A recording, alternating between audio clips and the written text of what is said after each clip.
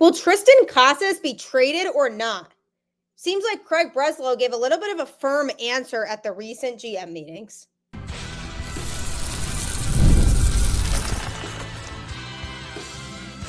You are Locked On Red Sox, your daily Boston Red Sox podcast. Part of the Locked On Podcast Network, your team every day.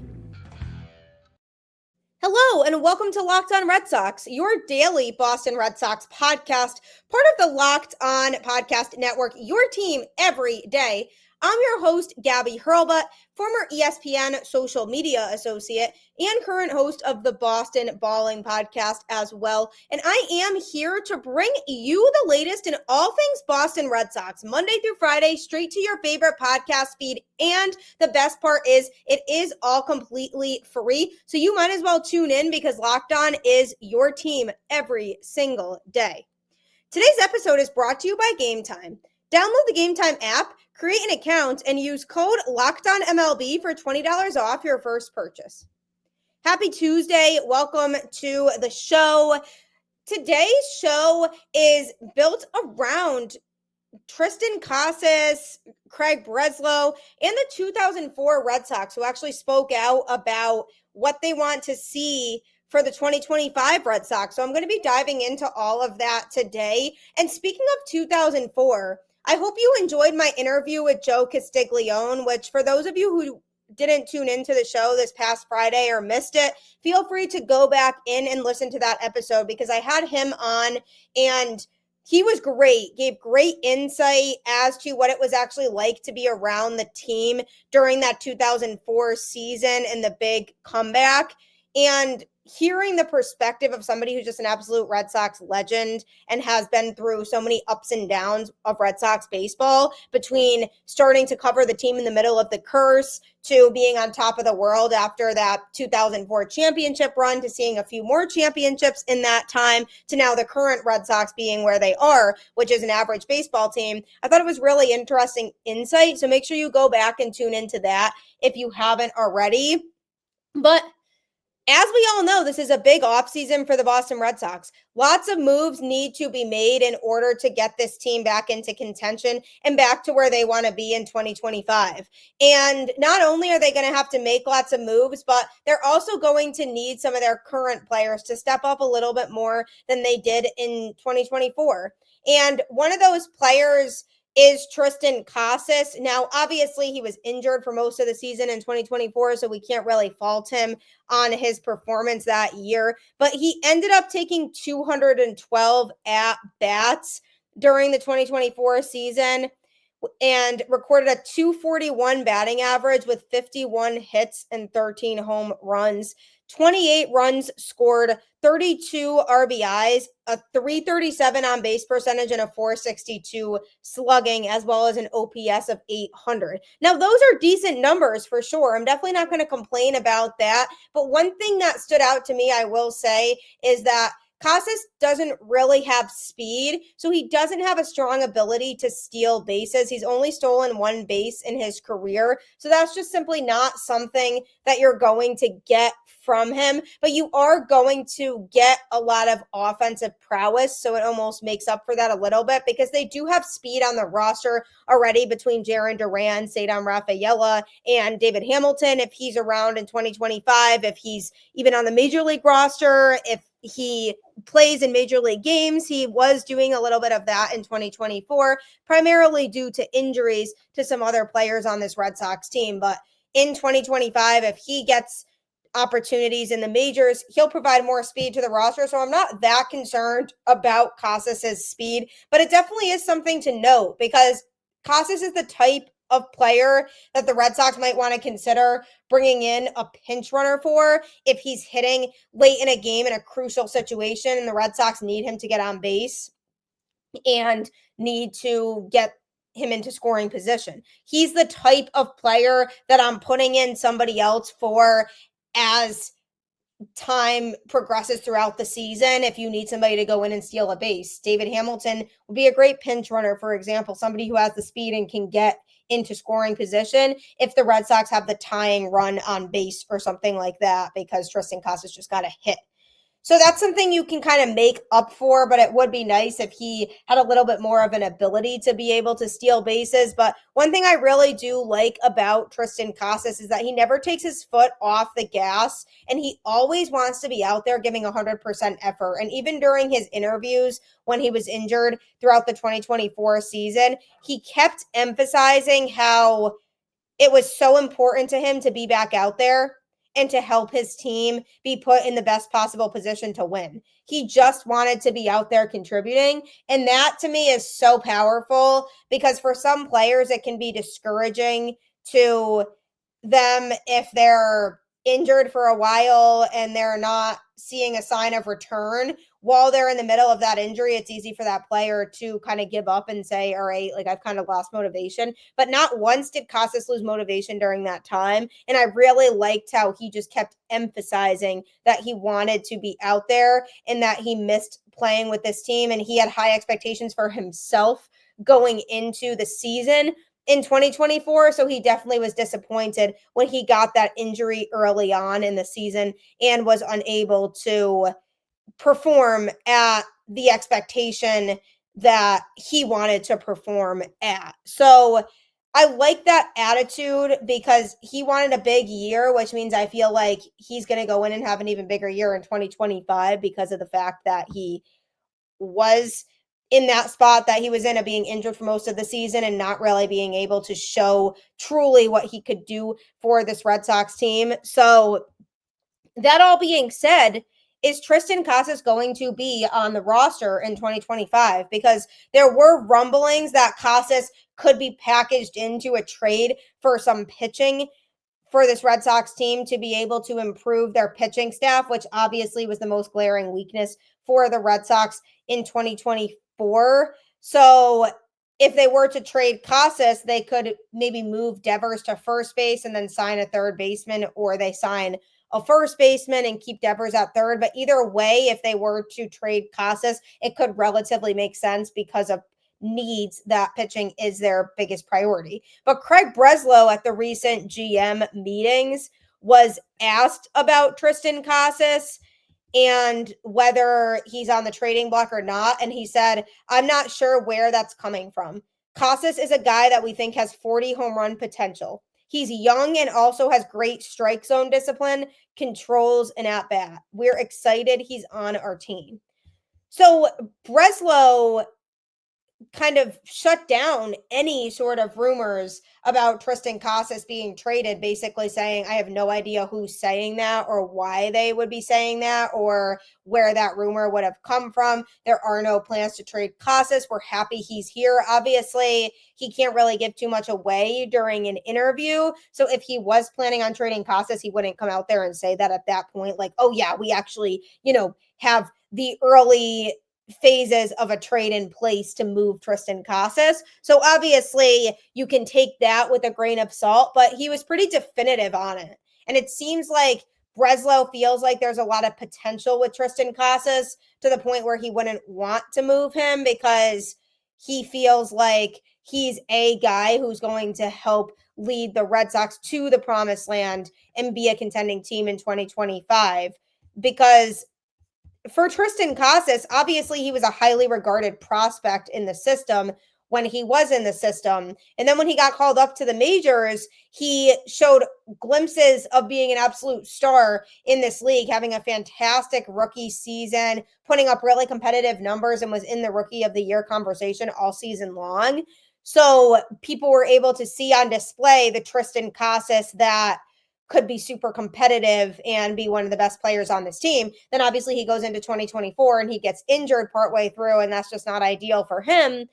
But the thing with him is that if they trade him now, I feel like the Red Sox could be giving up a really strong talent, somebody who they haven't even gotten to fully see his potential yet because of the injury getting in the way. And I would just hate to see them part ways with him and have him absolutely go off somewhere else when that could have been the Red Sox, a team who is so focused on developing their guys that they have internally. So to me, it didn't sound like Breslow was planning on trading him.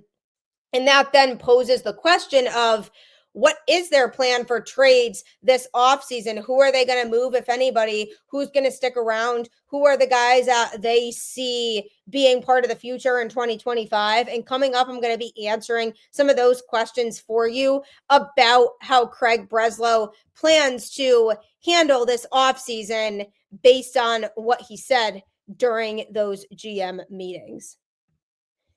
If you're looking for cheaper, great seats for tickets and good deals, look no further than Game Time. I absolutely love Game Time because it ensures that you have a great view from your seat. I've had plenty of times where I've purchased tickets on Game Time and I look at their seat map to see exactly what my view would be to make sure I don't have an obstructed one. And that's something great that Game Time provides that not every ticketing vendor provides. And the other big difference is that the seats are always cheaper on Game Time than the other ticketing vendors provide. And I love that. And for somebody who likes to go to lots of sporting events, particularly baseball games, and is trying to get to every major league ballpark eventually, I always use Game Time now. I don't remember the last time I used another ticketing vendor. I use it for everything I go to, and it's not just sporting events. You can do it for concerts or other musical performances, whatever you do that you like to go see and enjoy. Game Time has you covered for sure. Take the guesswork out of buying tickets with Game Time picks. Download the Game Time app, create an account, and use code LOCKEDONMLB for $20 off your first purchase.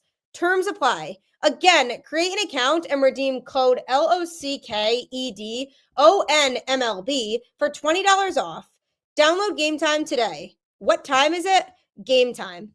Game Time certainly will have you covered no matter what, and you'll save money as opposed to if you used other ticketing vendors. So make sure that you look no further than Game Time when it comes to any, and I mean any, of your ticketing needs.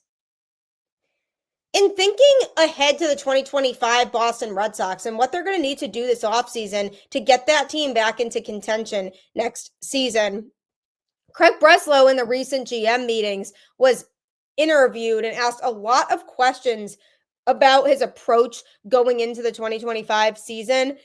And some of the biggest takeaways that I got were that he wasn't really shying away from answering questions. And I felt like in the past when we had Chaim Bloom here, he wasn't always direct in answering his questions. And I feel like the Red Sox ownership group is definitely not always direct when it comes to answering questions. And one thing I find myself really liking about Breslow is that he doesn't really beat around the bush as much, and he's not afraid to be direct when it comes to answering questions. And he certainly was during these GM meetings too, when baseball operations leaders from all 30 clubs were together in San Antonio last week.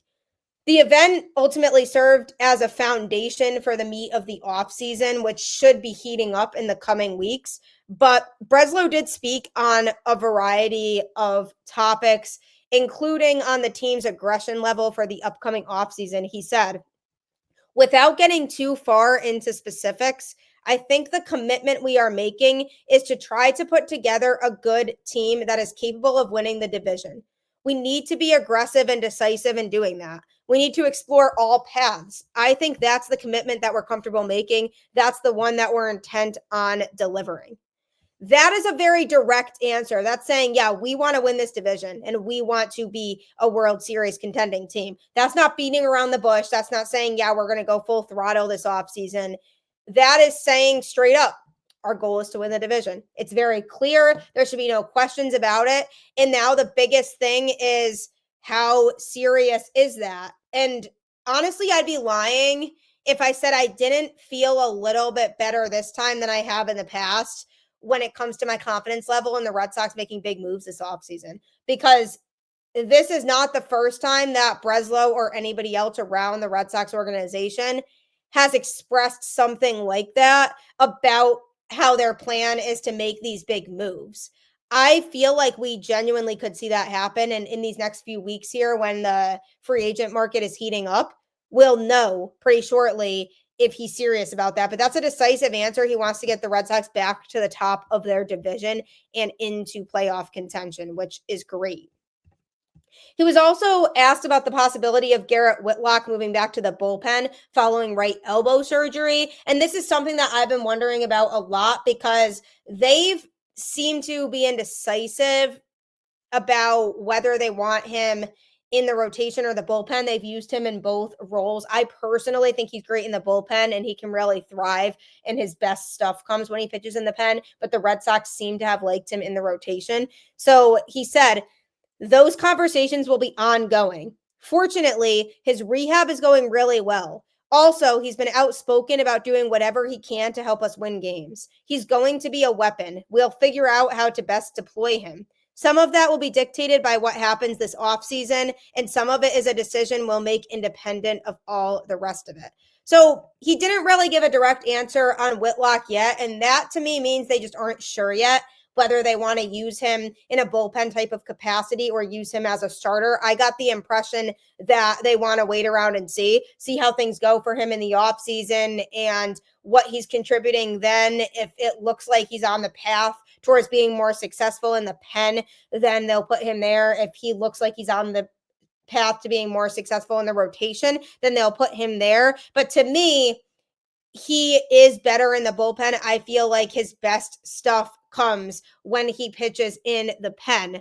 But it's going to be the Red Sox choice. Again, like I said, I think they'll get the most out of him if he pitches in the bullpen, and especially with his injury history, it might not be worth trying to push him again in the rotation. But either way, I think the Red Sox are going to get a serious weapon back in Whitlock. He has put up nothing but competitive numbers with this Red Sox team as a whole in general. But I just really hope they decide to use him in more of a longer relief type of role. And he was also asked about how new assistant GM Taylor Smith, who was director of predictive modeling for the Rays, be utilized in this new role. And Breslow said he'll sit on top of research and development. It's a pretty expansive role. We're super excited about what he brings to the table. I think he's got a great balance of technical expertise and people management skills, and we're excited to bring him into all organizational decisions. And he's going to contribute both in terms of our R&D space, but also roster transactions and optimization decisions. So this is more of a front office type setting, not really something that's going to impact us, the fans, directly, but more researching and developing ways for the organization to improve and the types of players they should be bringing in. And it's going to be an ongoing role that they're going to continue to add to, but he's going to serve as a key role when it comes to player development and building the best roster possible. Another question, and I've actually touched on this a little bit on the podcast before, is what's the status with Rafael Devers? And Breslow was asked if he is a good enough defender to stay at third base. And Breslow said, we're confident. I think we saw some steps forward last year. It's impossible to know just how much he was affected by being banged up, both shoulders and his knee. And I think I've maintained throughout these questions that any conversation about Devers' position is going to happen internally far before we're ready to speak about it publicly. So he is basically saying he's not going to answer any questions about Devers switching positions until they as an organization have an internal conversation about it, which is completely fair and makes a lot of sense. But it sounds like they are confident that he will be fine staying at third base, and they blame some of his injuries in 2024 as being a factor in his struggles, which I do agree with in terms of the injuries, but in terms of his ability to effectively play defense at third base, that's still up for debate. He definitely showed improvement, but is it the best they can do from a defensive standpoint? Probably not. But to me, I got the impression that it sounds like Casas and Devers are both staying where they are. They are not thinking about moving Devers off of third base, and they're not thinking about trading Casas. Those two guys are here to stay in the positions that they are in currently, and the Red Sox don't really plan on adjusting that corner infield. Is Boston still an attractive option for free agents despite the club missing the playoffs the last 3 years? That's a golden question, and that's something that a lot of people are worried about right now is what would draw a big-time free agent to Boston right now with the history over the last few years? If a free agent wants to win, why would they feel confident that they can win in Boston? Breslow said, I can't imagine a better city in the country to win than Boston. And I say that from having experienced both playing in a number of cities and not winning and playing here and winning.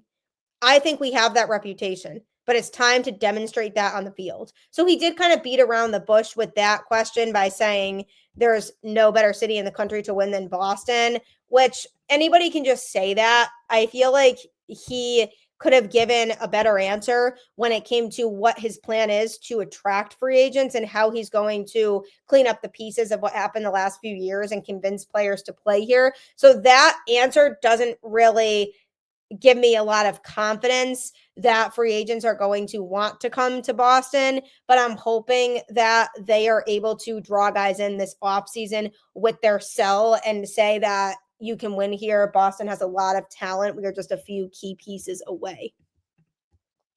This is the second offseason in a row that the Red Sox are appointing a new infield instructor.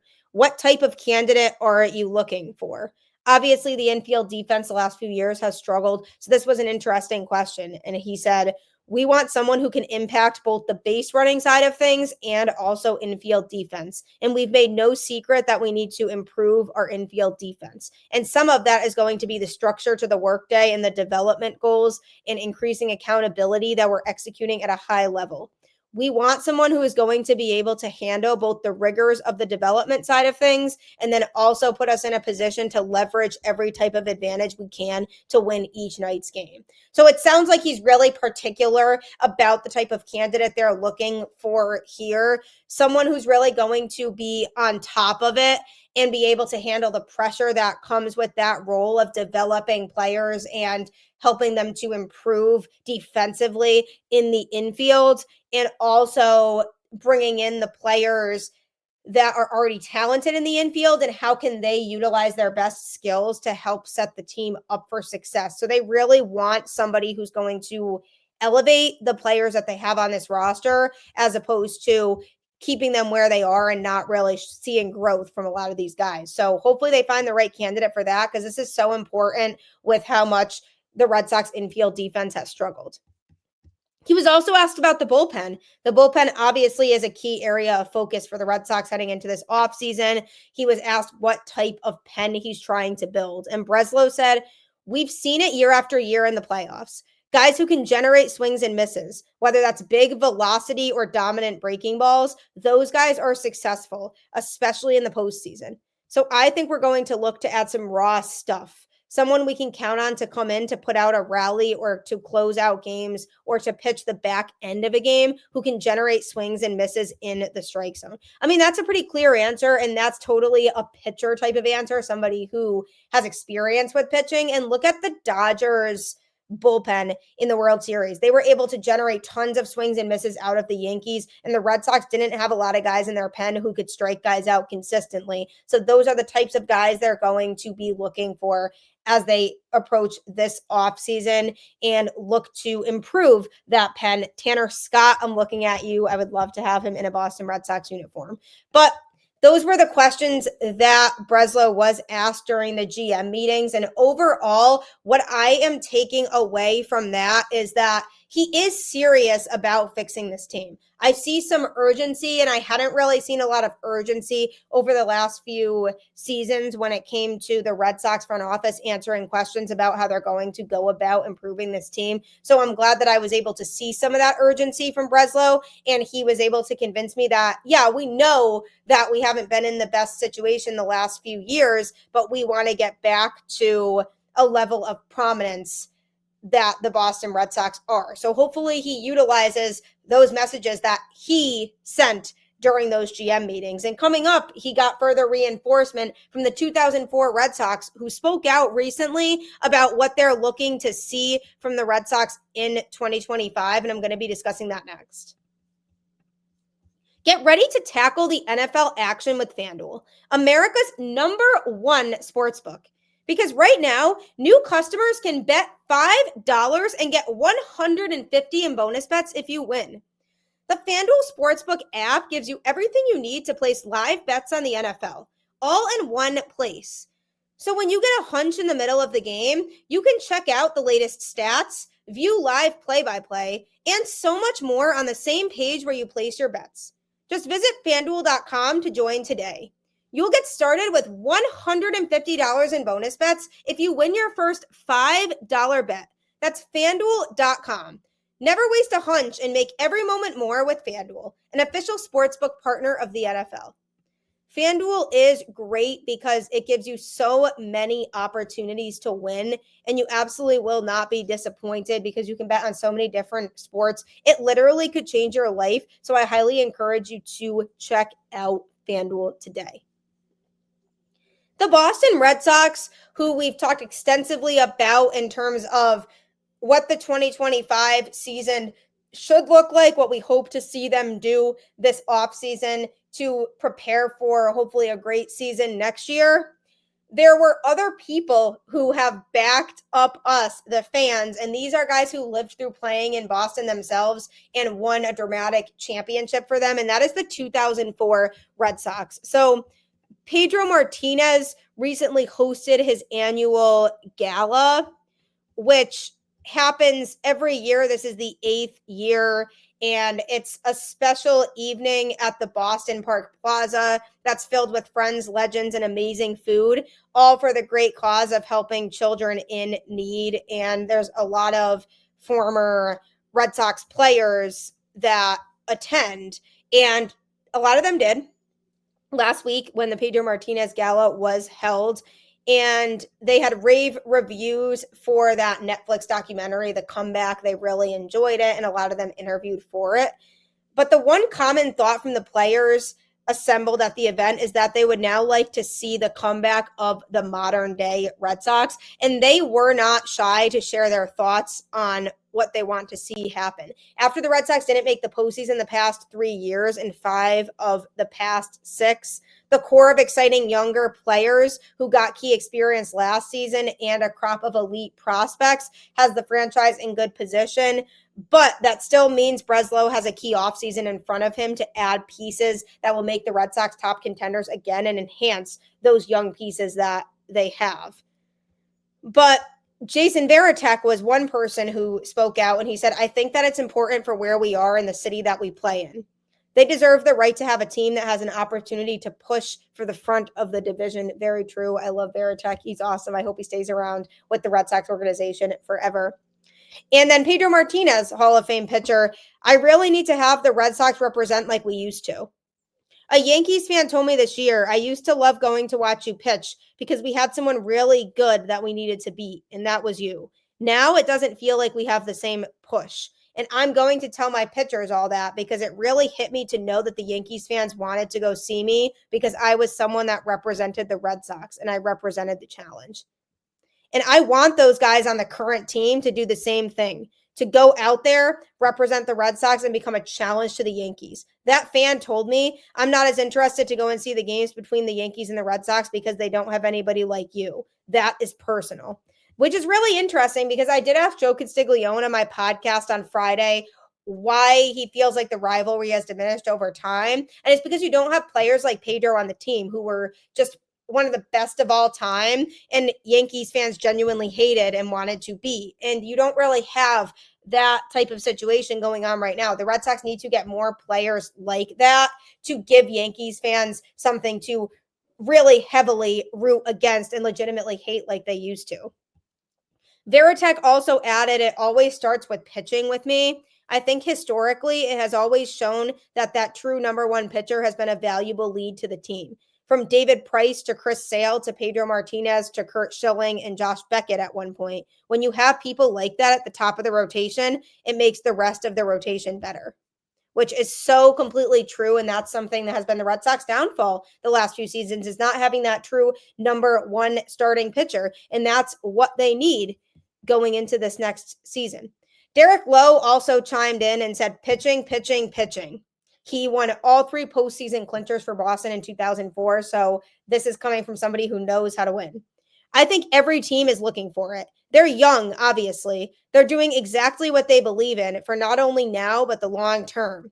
As a Red Sox fan, as a former Red Sox player, yes, we'd love to see them in the playoffs every year, right? It just hasn't happened over the last 3 years. But I know they're working their tail off. They're going to get better.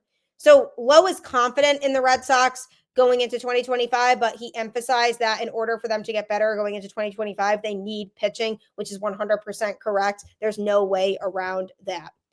David Ortiz said that would be great if they got a free agent like Teoscar Hernandez to join forces in the Red Sox lineup with Devers. I mean, to get a right-handed bat like that hitting behind Rafi, that would be amazing. Rafi needs some major production around him, so why not? I don't think we're too far away from getting a few pieces to help. Hopefully they just go ahead and do that and give the fans the opportunity to go back to those happy days. So David Ortiz, also on the same page, need to add a right-handed bat to go into the lineup and pair with Devers, and they can do that. And I do agree with Ortiz. I don't think they're that far away from being a contending team. They just have to get the right pieces this offseason. And for the first time in a while, I genuinely feel confident that the Red Sox will take this offseason seriously and they'll go out and get the pieces that they need to make themselves a contender again, because us as fans deserve that. We want to watch a winning team, a team that goes out there every night and finds a way, and we can get excited to watch, not a team that's frustrating all the time, that blows all these leads late in games or can't be consistent and can't hit when they're pitching and can't pitch when they're hitting. And it's just a constant vicious cycle of not being able to put everything together. But if Breslow can have a big offseason this year, I think we could see a lot of changes for the better for the 2025 Red Sox. And I'm glad that the former Red Sox players who were on a championship team and literally all know what it means to win and saw what a World Series team is built like chimed in, because them chiming in goes a long way, hopefully, with this Red Sox front office. And hopefully that means big time change is coming when it comes to this roster and adding the pieces they need. So just try to keep the faith, like I always say. I appreciate you checking out Locked On Red Sox and making it your first listen today. For your second listen, you can check out Locked On MLB with host Paul Sullivan, aka Sully, who will give you the latest insight in all things going on around Major League Baseball, keeping you up to date on all of the teams that are trying to make their own moves this offseason. So if you want to check that out, you can find it on YouTube or wherever you get your podcasts right after this. Go Red Sox, and I will catch you on the flip side.